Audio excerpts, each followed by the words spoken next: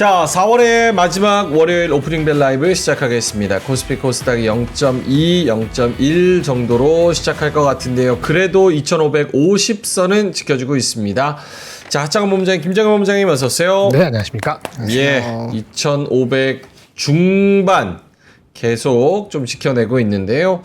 오늘은 어떻게 더 올라갈 수 있을지 좀 기대감을 가지고 좀 지켜보겠습니다. 하창원 본부장님, 개장 전략은요?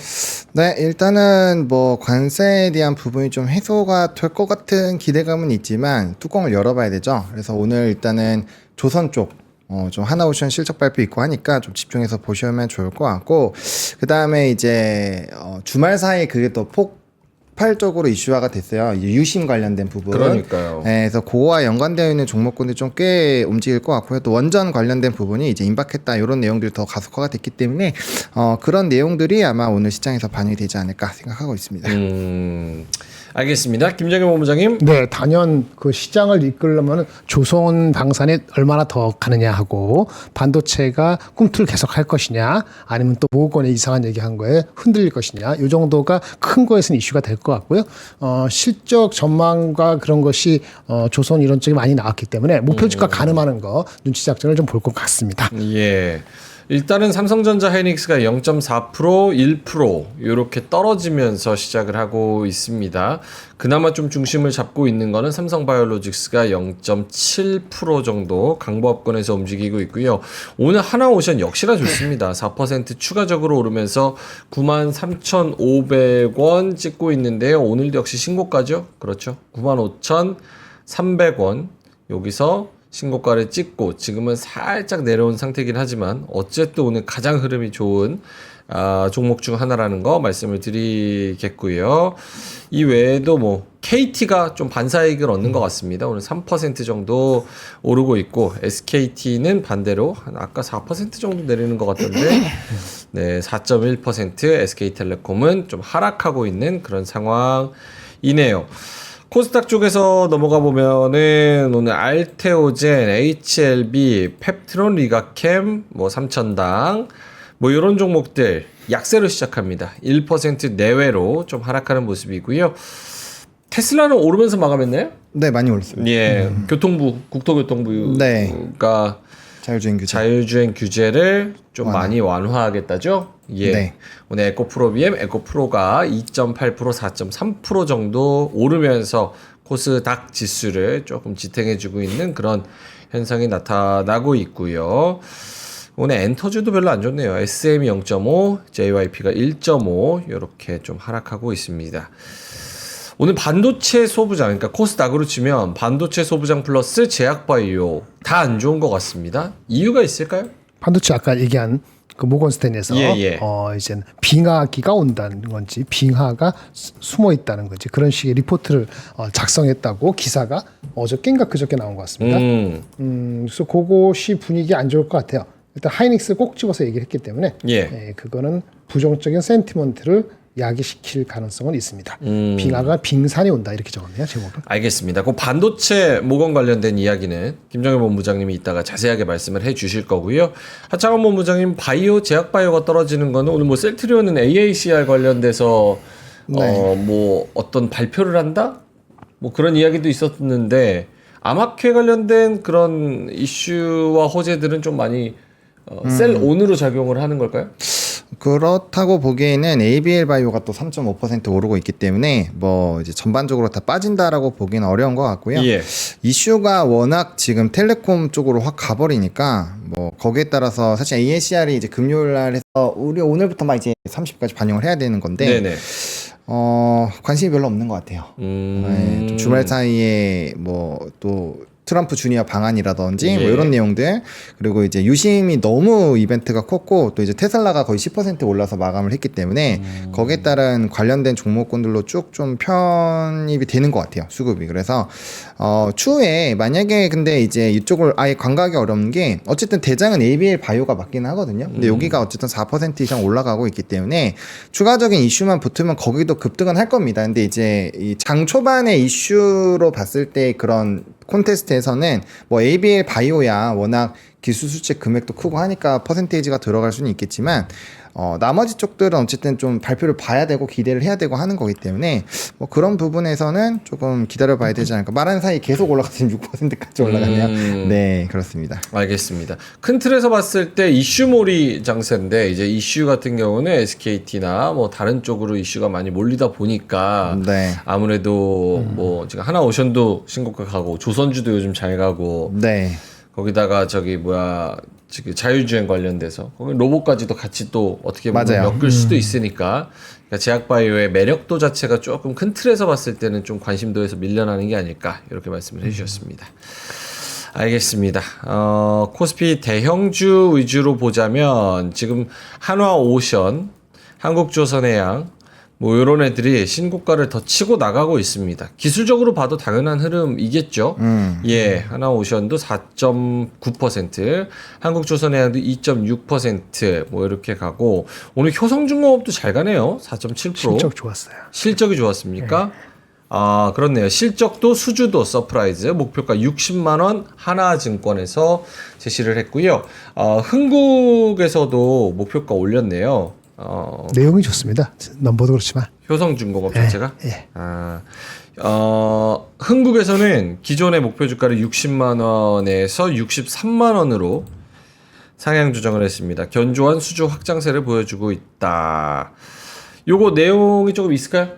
일단 1분기에 저기 인도에서 반영될 것이 2분기에 미뤄졌거든요. 예. 그런데도 불구하고 실적이 좋았어요.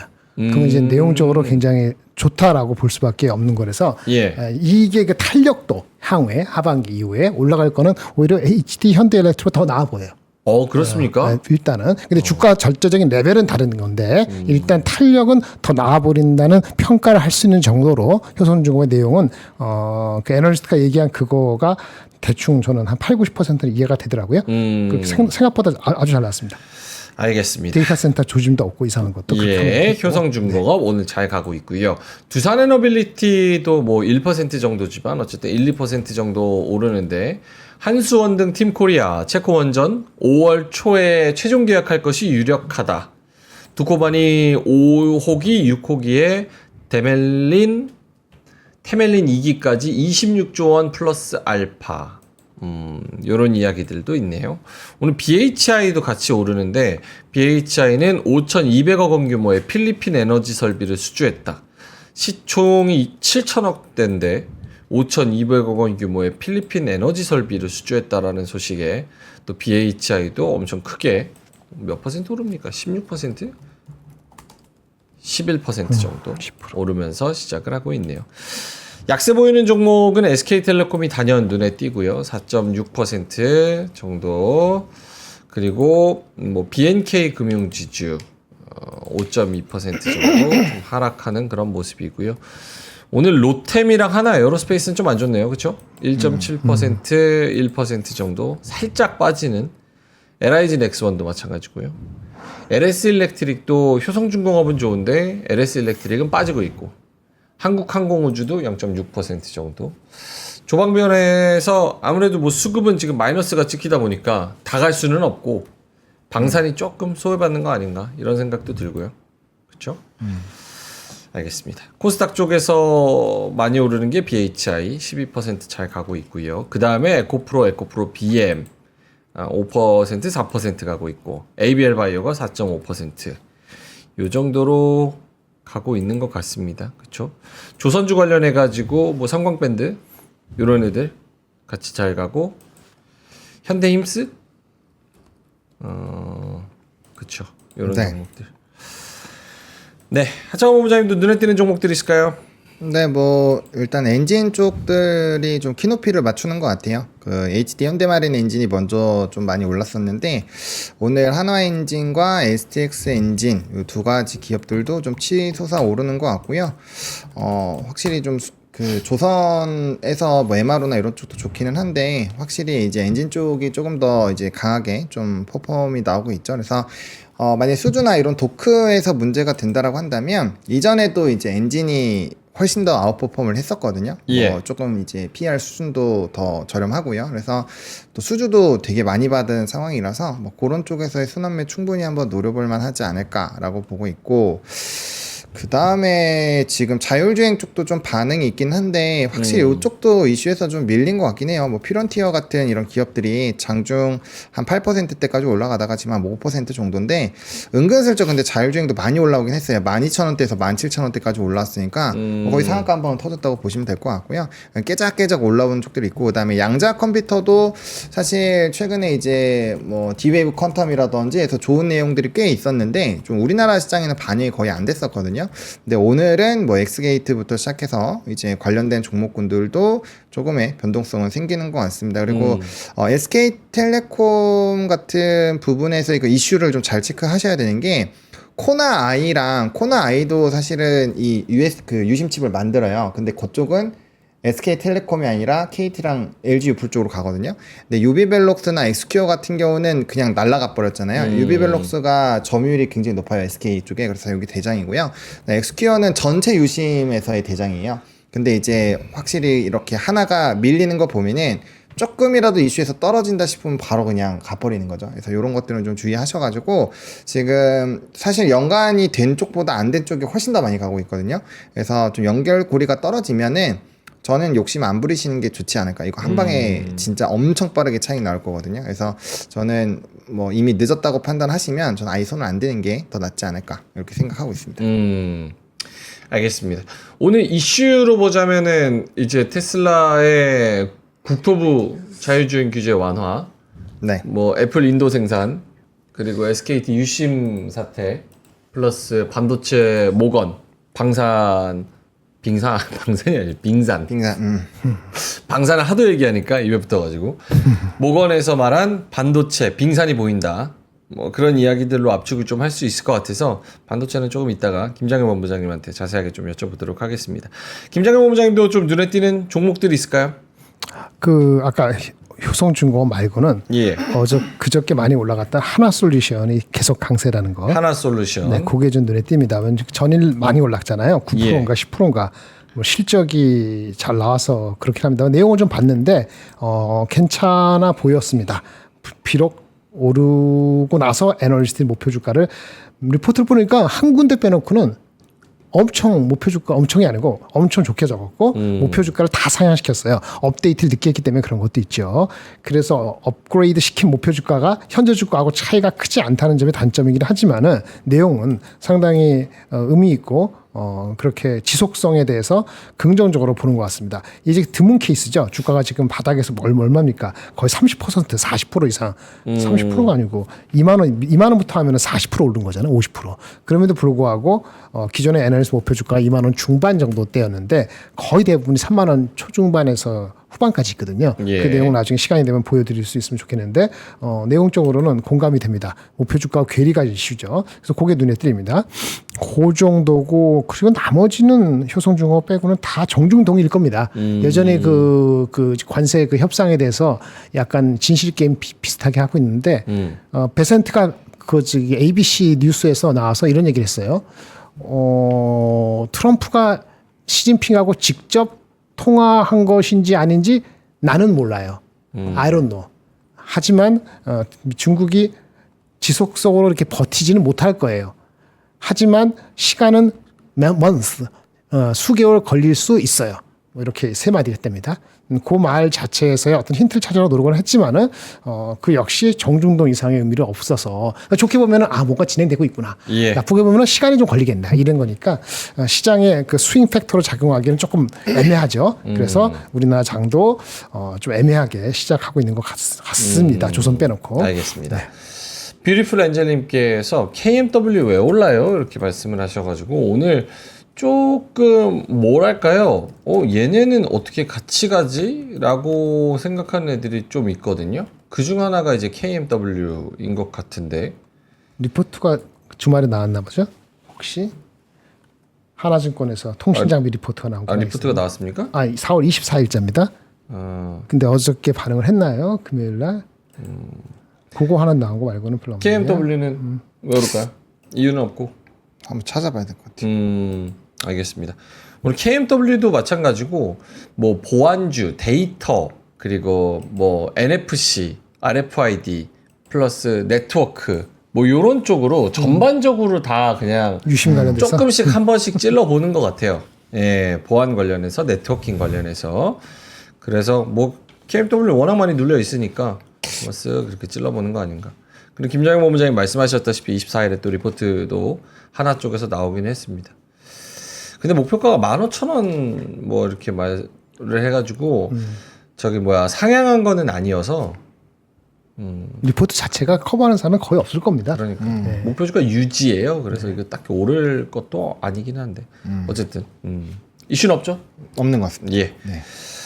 뭐 저기 아까 말씀하셨다시피 뭐 드림 시큐리티부터 해가지고 뭐 저기 엑스게이트, 솔리드, 넥스트 칩, 뭐 자율주행 이슈도 같이 있는 것 같고요, 그렇죠? 맞아요. 그러니까 테슬라의 그 미국의 국토부가 규제를 풀어서 중국을 따라잡겠다 해서 자율주행 규제를 많이 풀면 확실히 5G, 6G에 대한 니즈도 충분히 올라갈 테니까 그럴 수밖에 없는 네. 구조고. 내러티브로는 물론 통신사들이 투자를 실질적으로 하고 안 하고의 문제가 있기는 합니다. 그렇죠. 근데 어쨌든 뭐 한 번씩 찔러 보는 거죠. 예, 같이 또 엮인 거니까요.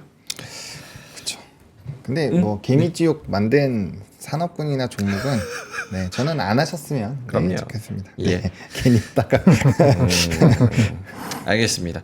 오늘 장은 초반 장은 살짝 애매하면서도 지금 코스피가 0.2%, 코스닥이 0.01%, 둘 다 보합권에서 위아래로 왔다 갔다 하고 있는 그런 상황에서 수급은 외국인들이 현물에서는 다 팔고 있고 기관도 역시나 매도 때리고 있고 여러 가지 이슈들 아까 얘기한 테슬라부터 반도체 뭐 통신 요런 이슈들이 존재하는 가운데 테마 쪽도 많이 찔러보고 조금 애매한 시장. 굳이 잘 가는 거를 딱 꼽자면은 조선이랑 조선기자재 같이 가는 분위기고 2차 전지 관련된 거 좀 같이 가는 분위기고 뭐 요 정도인 것 같습니다. 그렇죠? 네, 네. 그렇습니다. 예, 그 정도로 해야 될 것 같습니다. 효성중공업 잘 가고 그 정도로 정리를 해야 될 것 같습니다.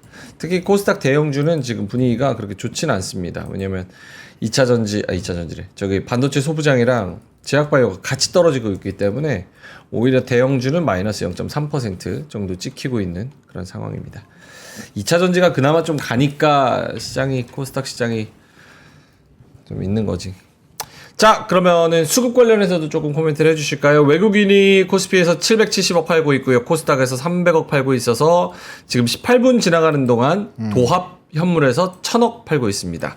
기관도 280억에 240억 던지고 있어서 도합 한 500억 넘게 현물에서 던지고 있는데요. 매도 규모도 엄청 거세진 않지만 좀 짜증나는 정도? 그 정도인 것 같습니다.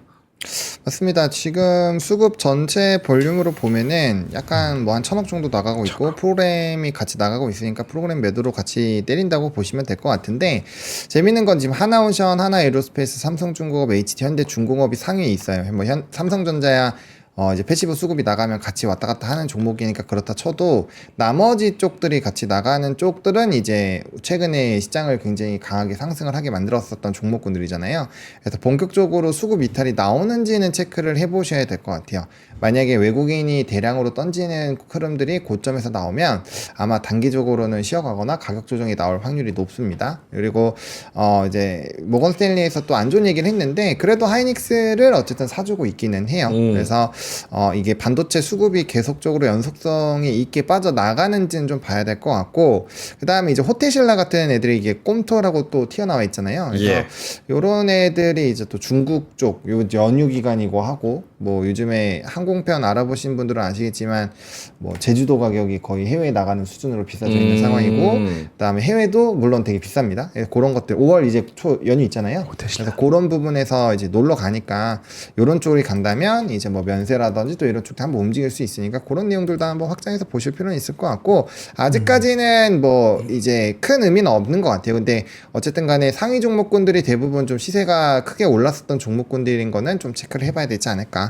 일단 이 정도로 보시면 될 것 같고 그 다음에 뭐 최근에 뭐 선물 포지션 크게 변동되는 건 없는 것 같고요. 그다음 누적이 이게 또 은근슬쩍 줄어들고 있어서 만약에 얘가 영조 수준으로 또 올라가게 되면 한 번 정도는 수급이 붙어줄 거예요. 현물이 좀 들어오긴 할 텐데 그때 어떤 산업이 들어온지가 좀 중요할 것 같고요. 이렇게 흐름이 진행이 되면은 어쨌든 고가권에 있는 쪽에서 수급이 별로 안 들어오는 거니까 그러면 이제 좀 차익이 나올 수 있고 그거는 또 지수의 상방을 좀 제한하는 요인으로 될 수 있기 때문에 어쨌든 간에 가지고 계신 분들은 저는 조금의 이런 비중 조절 같은 경우를 한번 고려를 해보시는 게 맞지 않을까라고 생각을 하고 있습니다. 뭐 참고로 말씀드리지만 두 분 다 2550선에서는 살살 어느 정도 현금을 좀 챙기는 거를 말씀을 하셨습니다. 맞죠? 두 분 다 동의하시죠? 네. 예, 2550선에서 지금 관세랑 뭐 실적이랑 여러 가지가 엮여 있는 지금 상황에서는 어떤 거를 딱히 들어가기도 어렵고 그렇다고 더 올라갈 모멘텀을 찾기도 일단은 어려운 상황이다.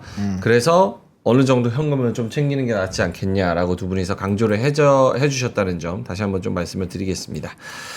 자, 그럼 9시 21분 지나가고 있는데요. 김정은 본부장님 일단은 급하게 반도체 관련된 이야기를 조금만 해주셨으면 좋겠거든요. 왜냐면 코스피에서 지금 뭐 하이닉스랑 한미반도체가 같이 끌어주면 좋은데 한미반도체가 3% 떨어지고 하이닉스도 한 1% 정도 약세니까 하이닉스는 이제 20만 원도 좀 힘겨워 보이는 그런 상황까지 돼버렸습니다. 네.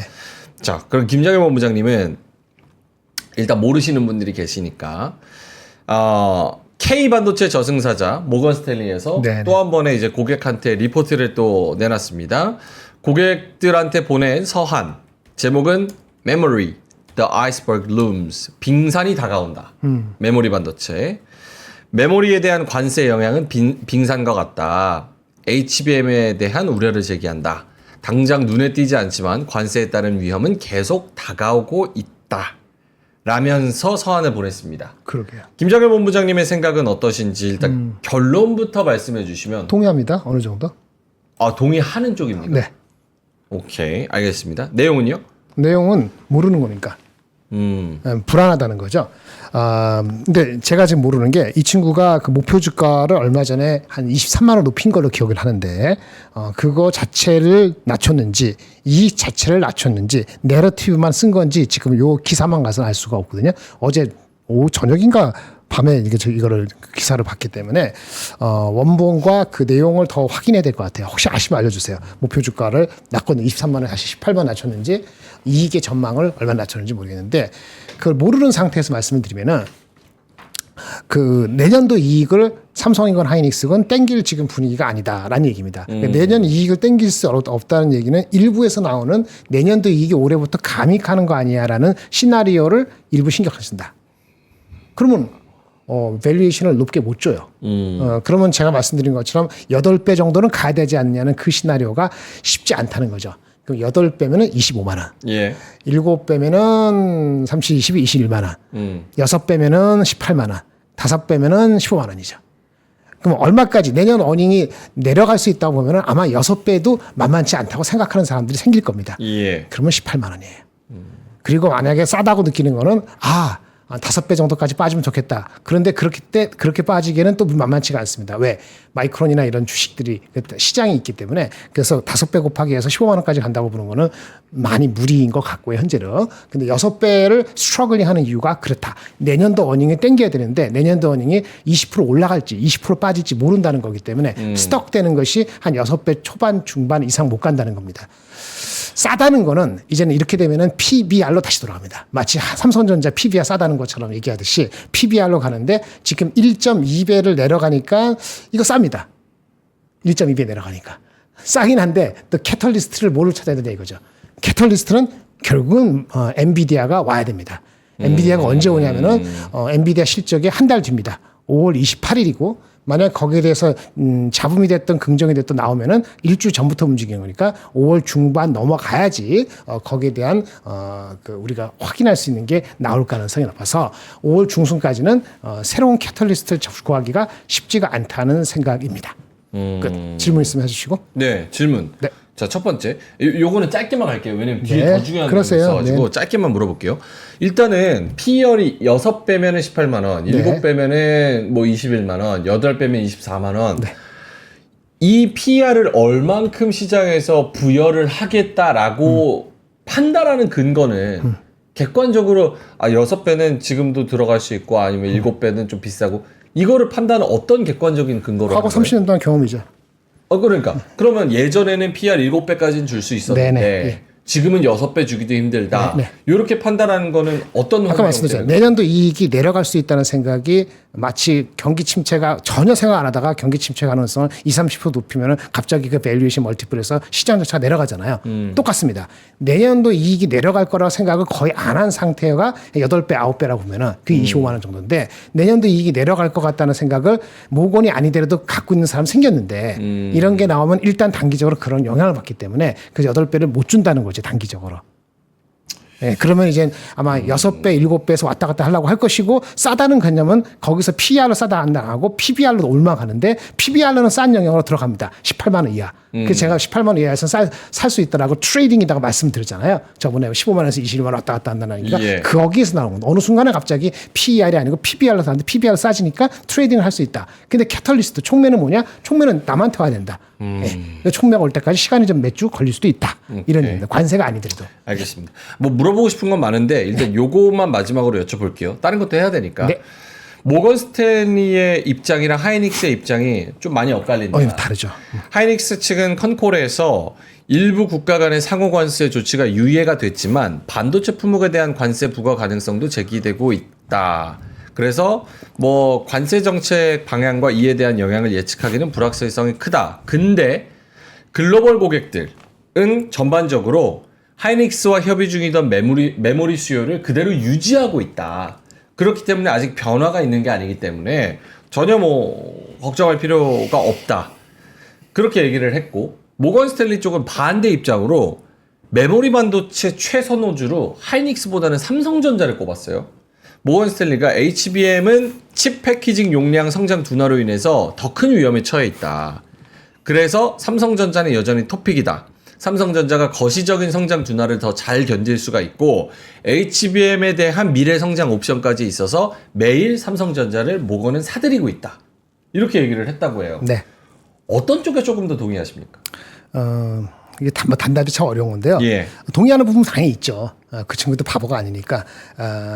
그런데 일단의 하이닉스 의견하고 다른 거는 지금 안 변했다. 변한 거 없다는 건 하이닉스 말이 맞죠. IBM도 그렇고 서비스 나우도 그렇고 어느 누구도 지금 바뀌었다고 얘기 안 했어요. 예. 알파벳도 그렇고 아마존도 그렇고 캐펙스 바꾸지 않았어요. 맞고요. 반대로 모건도 맞을 수 있죠. 지금은 안 변했는데 뭐 앞으로 바뀔 수 있잖아. 걔는 넘버 나오면서 앞으로 바뀔 수 있잖아요. 제가 옛날에 말씀드렸는데 2월 달도 말씀드렸는데 아마 4월 달에 나오는 1분기 실적까지는 캐펙스 결과를 바꾸지 않을 겁니다라고 제가 말한 거를 아마 기억을 아무도 못 하시겠지만은 언제 바꾸느냐?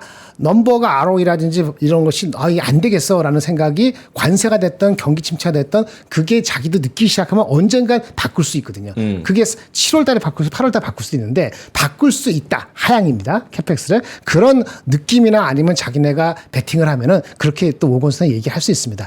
아직 안 바뀐 거하고 바뀔 수 있다는 거하고 의견이 다른 거죠. 오긴 됐고. 그다음에 삼성전자 하이닉스는 당연히 이럴 때는 삼성전자가 상대적으로 유리하죠.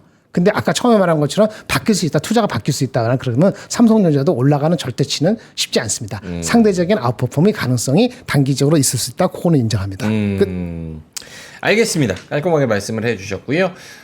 속보인가요? 삼성중공업 5% 정도 올라서 지금 치고 올라오고 있는데 코스피 대형주 중에서 상승률 1등입니다. 맞아요.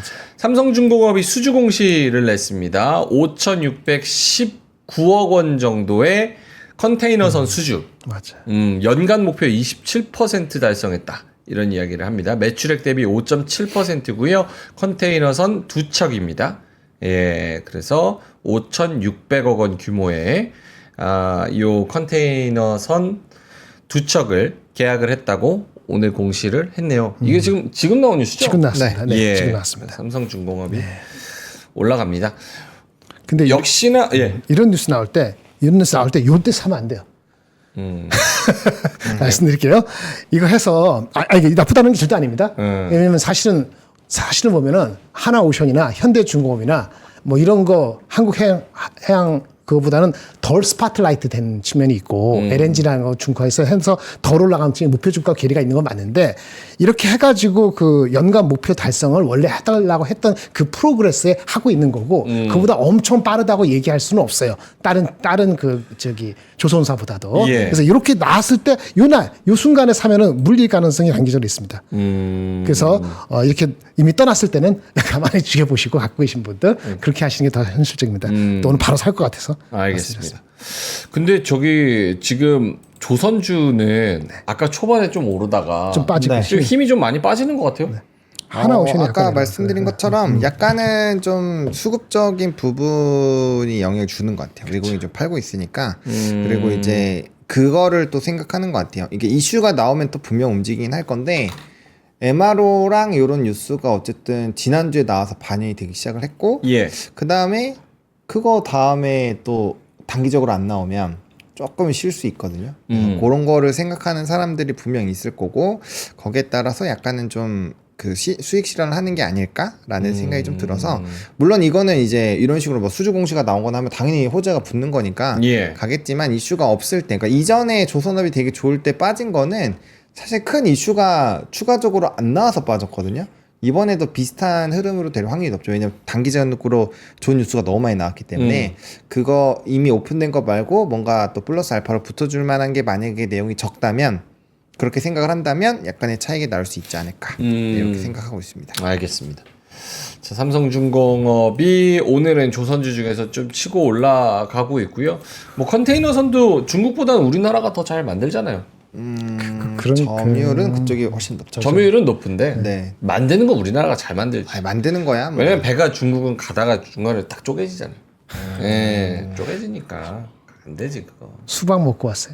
예? 수박 먹었어요. 수박. 네. 아, 수박 쪽에서 먹고 왔나. 수박 맛있죠. 예. 그러니까 중국 거를 우리가 더 잘 만드는 것도 많습니다. 뭐 북경오리 이런 거. 역시 빌드업이었네요. 그래. 네.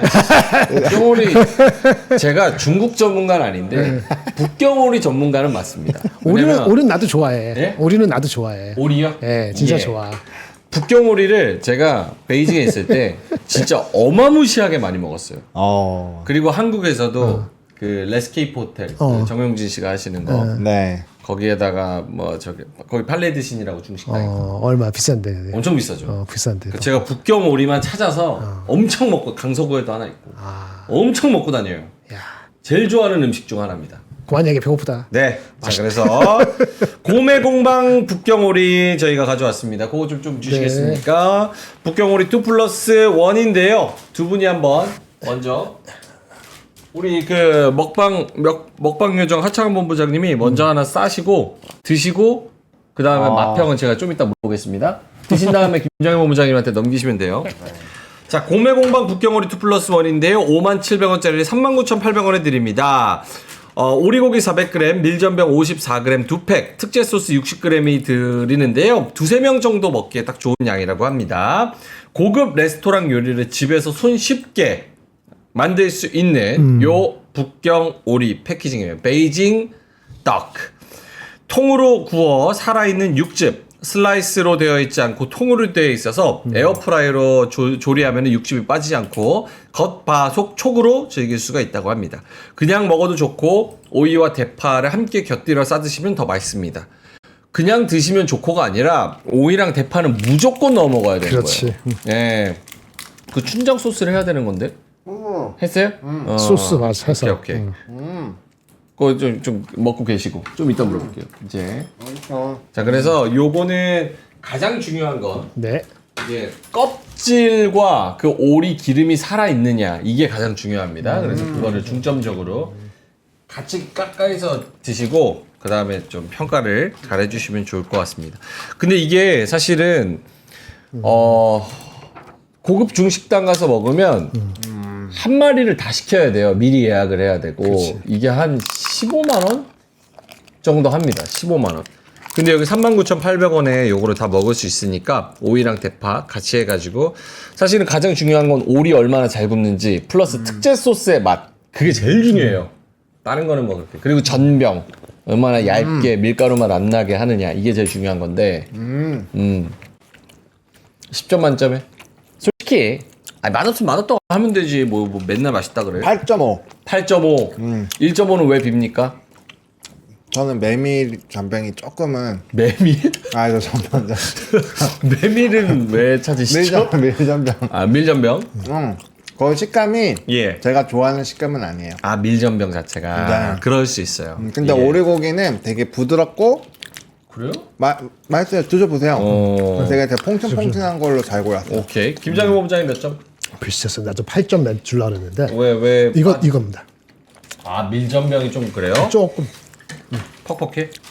조금 아 그렇네. 고기만 따로 먹어봤거든요. 아. 좀 고기가 훨씬 더 이거 어디야? 고매공방? 밀전병 이렇게 두껍게 하면 안 돼요. 이거 너무 두꺼워. 이렇게 하면 이게 봐봐. 지금 이게 배달 오는 건데 이렇게 두껍게 하면은 이 오리 맛이 안 나. 이럴 때는 차라리 밀정물이 반만 이거 사이즈 반만. 그렇지 예. 반만 해야 돼. 이렇게 하면 오리 맛이 안 나. 반만 하세요. 그 맛이. 오리 맛있어요. 제가 뭐라고도 아는 척. 죄송합니다. 그래서 그런데 8점. 소비자로 많이 먹어봐서. 저 그 중국 유학생이잖아요. 제가 맞아. 베이징도 평가할 정도는 되지 않습니까? 제가 비디. 중국 경제는 몰라도. 베이징에서 유명한 베이징 카오야는 제가 다 먹어봤어요. 오. 베이징도 맛있지. 오리지널. 기름기가 한국 사람한테 기름기가 좀 많지만 먹을만해요. 먹어봐요. 전병이 문제네. 이거 요리 잘못했다. 그쵸? 전병이 좀 내 생각에 원래 괜찮은 전병인데 배달하면서 다르게 바뀌었나? 배달하는 네. 과정에? 요리를 어떻게 한 것 같아. 맞죠? 뭐 건드린 것 같은데. 아, 그 원이 이슈가 아니고 프로세스 원래 이슈였어. 이거 맛있는 전병인 것 같은데 요리를 뭐 이상하게 했나? 모른 척하네. 아, 맛이 이상한 게 아니고 좀 이렇게 그렇다는 얘기지. 네. 핵심은 아니고. 원래 문제가 있는 게 아니네. 원래 핵심이 아니고. 뭘 만졌네. 맛있게 한다고. 프로세스에서. 근데 그럼 딱딱해져서 안 돼요. 어쨌든 우리는 괜찮아요. 고매공방 북경오리 저희가 고정 댓글 링크 달아드렸고요. 에어프라이어는 보노님이 해주세요. 입에 있어서. 네. 네, 필립스 에어프라이어 맞습니다. 가격이 이제 98,350원을 87,000원으로 아주 깔끔하게 맞춰줬고요. 에어프라이기 크기가 4.2리터입니다. 이게 리터가 사실 저는 뭐 이제 그 윙봉이나 이런 거 많이 해 먹는데 이 리터가 좀 커야 그래도 많이 넣어서 먹거든요. 그래서 4.2면은 적당하게 제 배 정도 채울 정도는 충분하게 잘 되는 양이고요. 에어프라이어 세계 판매 1위 브랜드라고 합니다. 24년 소매 판매량 기준이고요. 이제 색상은 블랙으로 딱 여기저기 이제 딱 숨겨놓고 밤에 또 좋아요. 이게 까마니까 딱 어떻게 잘 되고 있는지 잘 보이겠죠? 그리고 공기를 360도 빠르게 순환해서 겉은 타고 속은 덜 익는 일이 없게 열을 고루 전달하는 거고, 이게 사실 되게 중요한 게 원래는 에어프라이기 좀 하다가 15분마다 한 번씩 뒤집어 주거든요. 근데 이건 이렇게 되면 안 뒤집어도 될 것 같아요. 그리고 전면 투명 창으로 조리 과정을 생생하게 볼 수 있고 음식이 타지 않을까. 우린 원래 저는 열어봐, 제가 집에 있는 거는 열어서 봐야 돼요. 근데 이거 안에서 볼 수 있는 건 좀 좋은 것 같아요. 그리고 원터치 디스플레이로 9가지 음식을 편안하게 간편하게 할 수 있고요. 그 다음에 4.2리터가 다 같은 4.2리터가 아니라고 합니다. 8호 닭이 3마리까지 들어간대요. 3마리나 들어가나? 3마리? 안에가 엄청 큰 것 같은데? 한번 열어보고 싶고요. 논스틱 코팅으로 세척을 쉽고 빠르게 할 수 있어서, 이거 되게 중요해요. 음식이 달라붙지 않는다고 해요. 저 윙봉 하니까 맨날 튀겨놓으면 이게 막 달라붙어갖고 달라붙지. 청소할 때 되게 짜증나는데, 논스틱 코팅이라 가지고 이게 안 달라붙는다고 하고요. 편리하게 세척이 가능하다라고 합니다. 87,000원이니까 그래도 브랜드 있는 거니까 한번 신중하게 고민을 해보시면 좋을 것 같습니다. 좋네요. 오케이. 오케이. 고매공방 북경오리 플러스 필립스 원터치 에어프라이어 4.2리터. 저희가 고정 댓글에 링크 달아드렸습니다. 자, 9시 39분. 할 일 많아요. 3,000명 빠졌네. 진짜 3,000명 빠졌네. 할 일이 많습니다. 일단은 보노님 일정부터 여러분 나가지 마시고 요거는 보고 가세요. 이번 주 일정 중요한 거 엄청 많습니다. 엄청 많아요. 네. 그래서 지금 가득 채우다가 네. 터져가지고 덜 넣었는데, 요거 좀 봐주시면. 예. 네, 월요일에는 캐나다 조기 총선도 있습니다. 그래서 요거 보셔야 될 것 같고, 또 이제 보안 이슈가 있잖아요. 근데 미국에서도 정보보안 전시회가 있어요. 전시회예요. 그래서 보안 관련된 이슈가 이제 국내외적으로 있다라는 거. 그리고 일본에서 월드 뷰티 전시회가 있습니다. 최근에 이제 뷰티 쪽으로 관심이 많은데 관련된 내용들 체크해봐야 될 것 같고요. 하나오션 그리고 이제 건설기계 정도 실적 발표들 쭉쭉 나오니까 보시면 좋을 것 같고, 화요일에는 일본이 휴장입니다. 근데 이제 메타 라미콘 생성형 AI 개발자 컨퍼런스가 있어서 AI 소프트웨어 좀 움직임이 나올 수 있을 것 같고요. 또 연말 월초에는 고용 데이터가 나와요. 그래서 미국의 고용 노동부의 졸트 나오고요. 애틀란타 GDP 나우에서의 데이터 나옵니다. 그리고 2차 전지, 그리고 엔터, 게임주, 방산주 뭐 이렇게 좀 복합적으로 화요일에 실적 발표 많이 하니까 국내장에 좀 영향이 있을 것 같고요. 코카콜라, 뭐 최근에 코카콜라를 사라, 펩시코를 사라 이런 얘기 많은데 이쪽 실적 발표 나오니까 이것도 좀 보시면 좋을 것 같아요. 그리고 수요일에는 트럼프 주니어 방한 이슈가 있죠. 그래서 이제 재계 뭐 10개 기업과 만나는데 뭐 어떻게 얘기하는지 좀 봐야 될 것 같고요. 중국에서 제조업 구매 관리자 지수가 나옵니다. 시장에서 좀 주목을 하는 것 같아요. 왜냐면 얘가 만약에 무너지게 되면 그 다음 데이터가 별로 안 좋을 거니까 중국의 경기 성장 그리고 이제 관세에 대해서 어느 정도 영향을 받았는지 그 내용을 좀 보려고 하는 것 같고요. ADP 비농업 고용 나오고요. 미국의 GDP 데이터 나오고요. 그러다 보니까 애틀란타 GDP 나오에서 2분기 전망치도 나옵니다. 그리고 삼성전자 본 실적 발표하면서 내용이 어떻게 나오는지 그쵸. 굉장히 중요할 것 같고요. MS, 메타, 퀄컴 등 또 이제 M7 기업들 대거 좀 발표를 합니다. 삼전 컨콜도 저때 있죠? 네, 있죠. 네, 그래서 어떻게 하는지 좀 봐야 될 것 같고요. 목요일에는 이제 우리나라 쉽니다. 휴장을 하고요. 뭐 기타 다른 나라들도 꽤 많이 쉬니까 증시가 조금은 한산할 것 같고요. 코스트코 연회비 인상 이슈 있고요. 호주 연방 총선도 있습니다. 그래서 통화적인 부분에서 변화 나온지 봐야 될 것 같고, 일본에서 금리 결정이 있고요. 그다음 ISM 제조업 지수 나오니까 요걸로 해서 또 우리나라 수출 데이터 어떤 연결시키는 데이터 나오겠죠. 애플, 아마존, 뭐 MSTR 같은 스트래티지 나오는 거 보시면 좋을 것 같고, 금요일에도 중국 휴장입니다. 그러니까 이 쉬는 날이 많다라는 거는 놀자주가 또 움직일 수 있다라는 거죠. 그리고 비농업 고용 움직이고요. 실업률, 그리고 엑슨모빌 같은 이제 또 유가 관련된 종목군들이 움직인다라는 것도 체크를 해보시면 좋을 것 같습니다. 알겠습니다. 두 분 저쪽에서 하나씩 잡고 코멘트 해주신다면 김장문 부장님. 저는 한 3개 정도인데 GDP 나오는 거 30일 날 나오는 거. 예. 그거가 가장 저는 개인적으로 유심히 보고 싶고요. 이게 마이너스는 안 나온다 하니까 0.3% 정도 나온다 하는데 그거 보고, 그 같은 달 비농업 취업자 지수 전월 달에 20만 명 훌쩍 넘어서 별로 좋지 않거든요. 좋은 게 아닙니다. 약간 많이 내려가야지 금리 인하의 빌미가 되기 때문에 한 13만 명 정도 예상되고 내려갈 거로 보는데 그렇게 내려가야지 좋을 것 같습니다. 두 가지. 그다음에 마지막 세 번째는 5월 1일 날 애플 실적 나올 때 관세 얘기 나오고 기타 등등 애플 여러 가지 또 코멘트를 해준다면 그게 좀 방향타가 될 것 같아요. 그 세 가지입니다. 알겠습니다. 하창원 본부장님.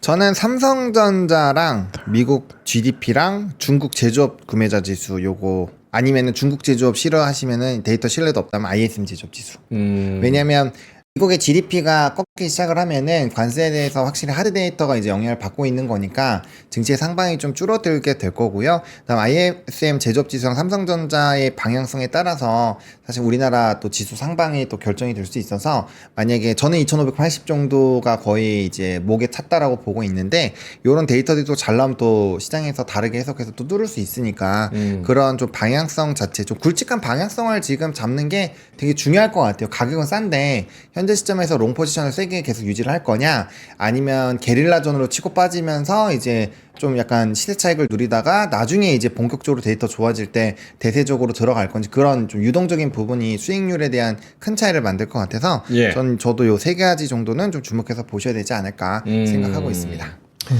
알겠습니다. 이슈가 굉장히 많으니까 이거 캡처 한번 해보시고 매일매일 오늘 뭐가 있나 이런 거를 체크할 때 한번 확인해 보셔도 좋을 것 같고요. 또 무언가 매수하거나 매도할 때 저거를 일주일 동안 이슈를 알고 타이밍을 잡으면 훨씬 더 수월하긴 하겠죠. 예, 그런 거를 잘 참고해 보시면 좋을 것 같습니다. 자, 시장으로 다시 한번 돌아가 보겠습니다. 코스피가 0.25% 플러스 2550선은 계속 왔다 갔다 하고 있는 그런 상황이고요. 오늘 코스닥이 많이 무너지네요. 0.7% 플러스로 시작했다가 지금은 이제 하락폭이 좀 더 깊어지고 있습니다. 724 이렇게 떨어지는데 역시나 대형주가 좀 끌어내리고 있네요. 보로노이가 12.66% 떨어지는데 뭡니까 이게 이슈가 뭐예요? 좋은 얘기 같은데 폐암 신약 관련해서 임상으로 재확인한 전 임상 결과 폐암 신약 VRN11 임상 A1A서 뇌종양 완전관의 살인 확보 그러네. 결과 고무적이다 뭐 이런 얘기인데 왜 오늘은 12% 정도 떨어질까요? 그거는 이제 기대가 되고 있었던 쌀던 내용이고 뉴스죠. 추가적으로 더 내용이 나올 거라고 생각을 했는데 그게 아니어서 떨어진 것이 아닐까라고 생각을 합니다. 네, 일단은 그렇게 되면 세론이 세로뉴스 볼 것 같고, 그러니까 이게 내용 보면은 이번 VRN 11 임상 결과로 기존 전 임상에서 보인 우수한 선택성과 뇌투과 등 임상으로 이어지는 것을 재확인했다잖아요. 재확인을 한 거잖아요. 예. 그러니까 추가적으로 뭔가 더 이제 기대한 부분들에서의 그게 좀 높았던 것이 아닐까 네 정도로 일단 생각을 하고 있습니다. 알겠습니다. 요거는 또 김장현 본부장님한테 여쭤봐야 되는데 오늘 코스닥 시장에서는 흡프스프 HPSP가 7.5% 빠지고 예스티 같은 경우는 반대로 4% 정도 오릅니다. 예스티가 흡프스프 상대로 특허 심판 승소 뉴스가 나왔습니다. 고압 어닐링 장비 시장 진입 초읽기 예스티가 고압 어닐링 장비 잠금 장치 관련해서 흡프스프의 특허에 대한 소극적 권리 범위 확인 심판에서 승소했다고 밝혔습니다. 예. 코멘트 있을까요? 그것 때문에 ST가 미리 올랐네요. 엊그저께도 네, 보니까 주가가 바짝 올린 게 최근 며칠 사이에 많이 올랐고 금요일날 24% 미리 올랐네요. ST가 그 전에도 한 8% 오르고 ST는 반영이 된 것 같고요. 흡프스프는 그거 아니더라도 실적이 이게 항상 실적이 이슈인데 상반기 그렇게 썩 좋지 않다는 얘기부터 나와서 주가가 그 3, 4월 달 지나면서 이게 내려간 거거든요. 이미 실적 때문에 맞았는데 요것도 한번 나오니까 전저점을 트라이 하는 것 같습니다. 이거는 밸류에이션으로 접근할 수 있는 주식이 아니었기 때문에 언제부터가 싸다 안 싸다 그런 얘기를 벗어난 게 3만 원 깨지면서부터는 밸류에이션 얘기가 아니거든요. 그래서 좋게 생각하면 이게 악재가 다 나왔다라고 볼 수 있겠습니다만 최근 애널리스트들이 한 3월 달 들어오면서 주구장창 목표 주가를 낮춘 거 봤을 때는 요거 특허까지는 모르더라도 실질적 애널리스트한테는 손을 떠난 걸로 저는 판단됩니다. 알겠습니다. 시장 뭐 더 볼 거 있을까요? 수십 뭐 코스 네. 네, 그리고 아까 보로노이 좀 추가적으로 말씀을 드리면 예. 그게 이제 데이터 잘 나온 거에서 1차적인 세론도 맞는 그건 맞고요. 그다음에 이제 그 내용이 있었네요. 사실 이제 이렇게 데이터가 잘 나오면 우리가 기술 수출을 생각을 하잖아요. 예. 왜냐면 최근에 뭐 RT오젠도 그렇고 ABL 바이오도 그런데 이 보로노이 연구 부분 대표가 이제 기술 이전을 하려고 하면 언제든지 할 수 있지만 지금은 때가 아니다라고 그냥 끊어버렸대요. 네, 이래버리면은 기술 수출에 대한 기대감이 분명히 있었을 텐데 그게 쫙 잘려버리니까 에이씨 그러면은 요거는 셀이다 이러면서 좀 도망가는 것도 일부 있는 것 같습니다. 그거는 충분히 떨어질만 하네요. 네, 그렇죠. 그런 내용들도 추가적으로 있었기 때문에 예. 한번 확인을 해보시면 좋을 것 같습니다. 네. 알겠습니다. 보로노이가 가장 크게 떨어지고 있고 이외에도 뭐 리가켄바이오, 젠백스, 뭐 저기 네이처셀부터 시작해가지고 다른 종목들도 다 떨어지고 3,000단까지 그리고 반도체 소부장도 흡프스프를 필두로 다른 종목들 뭐 리노도 마찬가지고 SNS텍, PSK홀딩스, 주성 뭐 이런 종목들 ISC도 그렇고요. 쭉 떨어지니까 반도체 소부장이랑 바이오가 무너지면 코스닥이 뭐 당연히 재간이 없죠. 그래서 좀 이렇게 떨어지는 것 같습니다. 채팅창에 카비님이 2,000원 보내주셨습니다. 에코프로, 삼성전자, 카카오 전부 개미 지옥이다 이렇게 말씀을 해주셨고요. 로라 애슐리님께서 김정현 본부장님 반도체 빙하에 대해서 코멘트 안 해주시나요? 이렇게 말씀을 하셔가지고 아까 했는데 한참 했죠. 늦게 오셨습니다. 예, 앞으로 돌려보시면은 한참 했습니다. 자, 그러면은 김정현 본부장님의 자료 한번 보겠습니다. 자료는 그 리포트 중에서 아까 아침에 시작할 때 제가 하나솔루션 눈에 띄었잖아요. 하나솔루션 좋아요. 그 리포트 하고요. 예. 호텔신라에 대한 리포트도 나온 게 있는데 좋은 겁니까? 호텔신라는 가져오질 않았는데 내용을 보니까 그 면세점이 안 좋잖아요. 예. 얘네가 저기 뭐 싱가포르도 있고 뭐 딴 나라도 있고 한국도 이제 인천공항이 있고 내 실현인데 시내 면세점이잖아요. 여기가 흑자가 좀 눈에 띄나 봐요. 용산에 있는 거? 용산에 BEP 작년 4, 4분기 흑자였는데 이제는 한 7% 정도로 마진이 올라가면서 왜 그러는 거니까 우리 그 호텔 그 신라의 그 면세점의 한 60%가 화장품인데 화장품의 재고가 이슈가 된 게 좀 완화되는 거 아니냐라는 코멘트가 나오고 있어요. 이렇게 되면은 조금 달리 볼 수도 있을지도 모르겠다는 생각이 들면서 그럼 아모레퍼시픽이나 그 코스맥스 같은 중국에 관련되는 쪽에 또 영향이 다소 있지 않을까라는 생각까지 한번 생각해 봤습니다.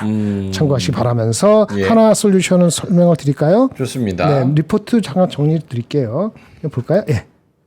이건가? 이거네. 네. 예, 일단 핵심이 뭐냐면은 얘가 비즈니스가 그냥 태양광 모듈만 하잖아요. 예. 사실은 미국의 주택용 에너지 사업이라 해서 얘네들이 만들어서 설치해주고 자기는 빠집니다. 무슨 얘기냐? 서드 파티 오너십 설치라 해가지고 소유권은 다른 사람, 여기서는 얘네 자회사한테 넘겨주고 얘네 본사는 여기 태양광 모듈까지만 하고 EPS 서비스까지 하고 나머지는 이제 다른 쪽이 하는 거예요. 그래서 이게 구조가 25년부터는 마진이 높아지는 구조로 간다고 합니다. 그래서 이 주택용 에너지 사업에 대한 업사이드가 꽤 있어 보여요. 그러니까 우리 얘네들의 매출이 흑자가 한 300원 났는데요. 태양광 AMPC 아시죠? 이거 하나 빼야 되는데 예, 보조 받는 거 이게 한 1,몇백억인데 그거의 한 70% 규모가 별도로 주택용 에너지 사업에서도 흑자가 20% 마진이 남는 거예요. 근데 이게 불과 작년 토탈 매출이 3, 4천 원밖에 안 했는데 1분기에 6천 원을 한 거예요. 마진이 20%. 그래서 이 비즈니스가 장난이 아니다 하면은 이거는 상당한 제목을 이렇게 쓰기 쉽지 않거든요. 이 주택에너지 사업이 지속된다면 대단한 이게 대가리가 단단한 이게 아니고 대단한 이런 리포트에 이런 제목은 사실은 좀 거시기해서 못 쓰게 하는데 이런 건 썼더라고요. 근데 리포트 업데이트가 워낙 늦어갖고 지금 주가가 3만 원인데 계속 올라서 40% 올라서 이 10%도 안 남았으니까 의미가 좀 그런데 하여튼 핵심은 뭐냐면 주택용 에너지 사업이 뭔가 다르구나 달라지구나 이렇게 할 수 있고 리포트를 보니까 보실래요? 한번 보세요. 다 적지도 못했어. 리포트 더 있거든요. 제가 적다가 힘 빠져갖고 하나 빼고 전부 다 목표 주가 올렸어요. 38,000원부터 32,000원까지. 평균적으로 한 3, 4, 3, 5 정도 되네요. 근데 그 전에 목표 주가가 다 25,000원이었거든. 최근에 올라올 때, 이 주택 쪽에 사업 모델 고도화, PQ도 한 7%씩 오르고, 내용을 쭉 봤는데, 말 됩니다. 단 어려운 건, 이게 화학 비즈니스도 있고, 다른 것도 있어갖고, 그렇죠. 영업이익이요, 6천억부터 1조까지 있어요. 그리고 요거 한 명. 나는 아니에요. 공급 과잉인데요. 이 친구는 2천억이야. 가장 납진 건 2천억부터 1분기 300억입니다. 영업이. 근데 얘네는 2천억? 얘들 올라간다고 보고 있지. 나머지는 6천억에서 1조까지 있어요. 그러니까 밸류에이션이 쉽지가 않은 거예요. 그래서 목표 주가를 높이는데 공격적으로 못해요. 왜? 어닝이 왔다 갔다 하니까. 그래서 보수적으로 할 때 어떻게 하는지 아세요? 아까 목표 주가는 보수적으로 할 때 PBR로 합니다. PBR은 밸류가 천천히 가니까. 예. 천천히 가니까 목표 주가를 4만 원까지 못 부르는 거예요. 근데 내용을 쭉 보시면 아는데 여중에서 특히나 내용을 보시려면 현대차에서 쓴 사업 모델 고도화 이 내용을 자세히 읽어보면은 제대로 공부하실 수 있어요. 제가 두 번 읽어봤는데 이거 낮게 잡은 것 같아. 제가 봤을 때 이거 낮다고 봅니다. 그래서 이분이 틀릴 것 같고요. 이쪽이 맞을 것 같고 이 현대차 리포트를 보시면 되고 수치적으로는 리즈너블하게 중간적인 거는 KB 리포트가 깔끔하고 내용적으로 깊게 보려면 현대차 거를 보시고 이걸 이것도 보세요. 이것도 보시면은 이게 서포트가 될 겁니다. 그래서 제가 봤을 때는 너무 많이 올라서 당연히 지금 따라가기는 애매하지만 목표 주가 자체가 북밸류 기준으로 할 수밖에 없는 애널리스트의 고충 때문에 목표 주가는 계단식으로 올라갔다. 그런 느낌이 받고 있습니다. 이상 끝. 알겠습니다. 하나솔루션 관련된 좋은 내용을 함께 살펴봤고요. 오늘 장은 조금 매가리가 없는 것 같습니다. 이 코스피가 0.28% 플러스, 코스닥은 0.5% 마이너스 이렇게 진행이 되는데요. 그런 영향도 있을까요? 아무래도 연휴 앞두고 그렇죠. 근로자의 날에는 또 장이 쉬잖아요. 맞아요. 목요일 그렇죠. 목요일 날 장이 쉬어요. 그러니까 월화수 하고 목요일 날 쉬고 금요일 날 또 애매하게 또 잠깐 열었다가. 깔짝 나왔다가 또 쉬어요. 토, 일, 월, 화 또 쉬니까. 맞아요.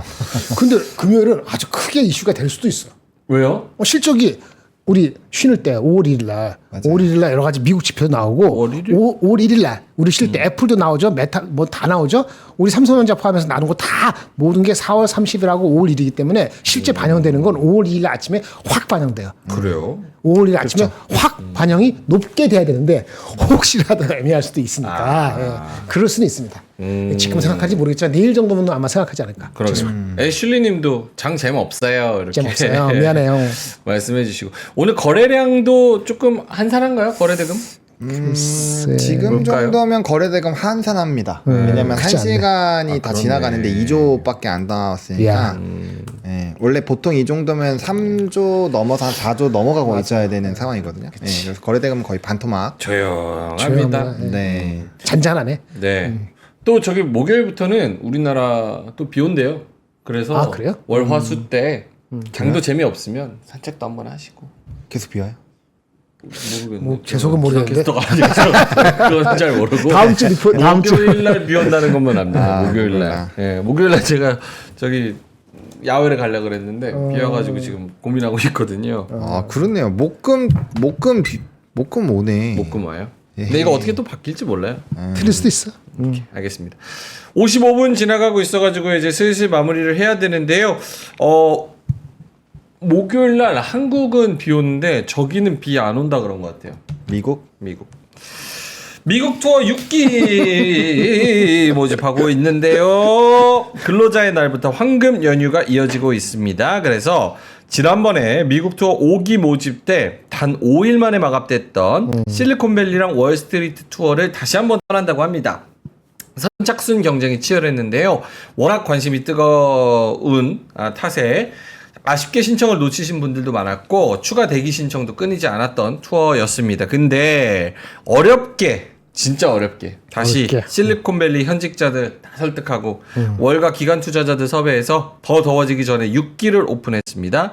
6월 1일부터 8일까지 6박 8일 샌프란시스코와 뉴욕을 모두 경험하고 실리콘밸리 현직자, 월가 기관 투자자, 그리고 스탠퍼드, UC 버클리, 컬럼비아 같은 세계 최상위 명문대까지 한 번에 탐방하는 특별한 기회.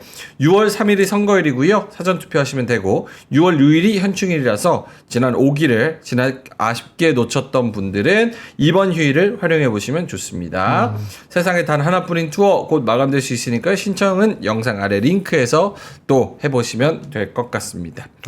진짜 좋은 투어인 게 어디 가서 월가 투자자들을 만나고 그렇지. 아트도 보고. 네, 뉴욕 스톡 익스체인지를 들어가 보고 실리콘밸리 현직자들이랑 얘기를 해보고 뭐 물론 나도 궁금하지만 자녀가 있다면 자녀한테 진짜 이런 투어를 하게 해줄 수 있는 그 프로그램 잘 없는 것 같아요. 우리 뭐 오프닝벨, 클로징벨 투어는 안 만들어요? 그러니까 왜 우리는 안 해줘? 그래도 뭔가 something 스페셜을 하면. 난 맨날 여기서 뺑뺑이 치라 그러고 진짜 내가 지난주에 나 여기서 스튜디오에서 몇 시에 집에 갔는 줄 알아요? 저녁 12시에 갔어요. 12시 왜? 그때까지 뭐 했어요? 뭐 있어요? 있어요 그런 게. 그래요? 저녁 12시에 여기 창참 다 닫아요. 근데 닫겠지, 시큐리티한테 전화해가 열어달라 그래서 나갔어. 살다 보면 그럴 때가 나란 여기서 살다 보면 김프로님 가끔 그럴 때가 있어. 그게 그렇죠. 도약을 하기 전에 각자의 역할이 있는 거야. 아니 도약하기 전에 잠깐 그런 게 있어. 그런 희망 고문이 제일 저를 괴롭혀. 아니 나도 그랬어요. 철문 닫고 현대전쟁 다닐 때 그 이천에 그 철문 그 아저씨 하고 그 다음에 복사기 망가져서 막 그러고 막 싸우고 막 그런 적이 있습니다. 근데 그 다음에부터 막 풀리더라고. 그래요? 막내이고 뭐 없을 때 막 부려먹다가 갑자기 이렇게 올라가 리프트업 되니까. 좀 기대해 봅니다. 아 그럼요. 예, 뭐가 달라지려고 그러는 거야. 뉴욕 가야죠. 뉴욕 갈 수 있는 거죠. 뭐가 됐던 거네. 어디가 갈 것 같아. 알겠어요. 와, 내 12시에 집에 갔다니까 사내 연애 하는 거 아니냐고 수상하다는 이야기. 와, 여기서 뭘 좀 모욕적이네. 야, 저 일하다 갔습니다. 일하다가. 그분을 인터뷰했어요. 그 누구? 정의란 무엇인가? 그 마이클 샌델. 마이클 샌델 교수님을 뉴욕 시간으로 인터뷰를 해야 돼가지고 시간이, 그거 인터뷰하느라고. 좋은 얘기 했겠네. 이번 주나 다음 주에 올라갑니다. 예, 진짜 좋은 얘기 많이 해주셨어요. 그분 책도 좋고 네, 괜찮습니다. 책도 너무 좋고. 자, 그러면은 갈까요? 두 분 저 오늘 장 마지막까지 어떻게 하자라는 거를 코멘트를 주시고 마무리하면 깔끔할 것 같아요. 보로님? 일단 뭐 야간 선물, 미니 선물도 좀 빠지고 있어서 좀 눈치 보기 장세를 할 확률이 좀 높을 것 같아요. 일단 좀 차분하게 보시면 좋을 것 같고, 그 다음에 이제 우리가 지수의 상방을 좀 제한됐다라고 본다면 특정 구간이 깨지면 난 이 정도가 이탈되면은 비중조절 조금 꼭 해야겠다, 그런 라인만 설정하시고, 그 이탈 안 되면 그냥 홀딩, 이탈되면은 뭐 대응 뭐 이런 식으로 편안하게 좀 보시면 좋지 않을까 생각합니다. 이 정도로 하면 될 것 같아요. 네. 오케이. 김영일 본부장님. 너무 낙관하지 마시고요. 너무 그다음에 그러니까 쫄라는 얘기는 아닌데 너무 낙관하지 않으시면 좋고, 막 뉴스 나왔을 때 그날 그 순간에 살려고 하는 마음을 잠깐 sit-back 하실 필요가 있을 것 같습니다. 알겠습니다. 너무 달려들지 않고 또 수익을 챙겨야 되는 분들이면, 불안하시면, 변수가 싫으시면 수익을 또 챙기시는 것도 나쁘지 않은. 조선 가지고 계신 분들은 지금 또 열심히 신나게 또 달리고 계시니까. 그쵸. 또 종목에 따라서 천차만별일 것 같습니다. 자, 그러면 저희는 이따가 3시 20분에 다시 돌아와서 또 재밌는 이야기 하면서 또 마감 시황 이야기를 해보도록 하겠고요. 점심 맛있게 드시고요. 뭐 할 얘기 있었는데 까먹었다. 점심 맛있게 드시고요. 북경오리 많이 드시고요. 저희는 여기서 물러가도록 하겠습니다. 이따 뵙겠습니다. 고맙습니다. 감사합니다.